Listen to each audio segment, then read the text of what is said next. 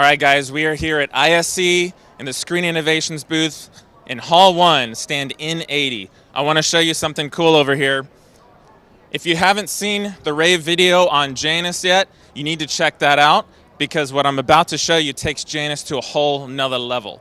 All right, so if you're not aware, Janus is our power and control hub for up to 8 screens, which allows you to run low voltage cable to power and control your screens. The standard type of cable is either category or your multi-conductor cable, which is a 5-conductor cable, similar to the type of cable you might see here. Now what we've done is we've taken Janus to another level by introducing Fontus.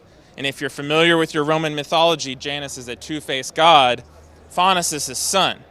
And what Fontus does is it takes the 5-conductor cable or multi-conductor cable that you'd have to run in order to power and control your shades and codes it down to only 2 conductors.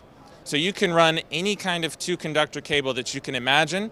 In fact, we've tested this with Romex, we've tested it with a lamp cord, we've tested it with all kinds of different 2-conductor cable, even 16-2 speaker cable.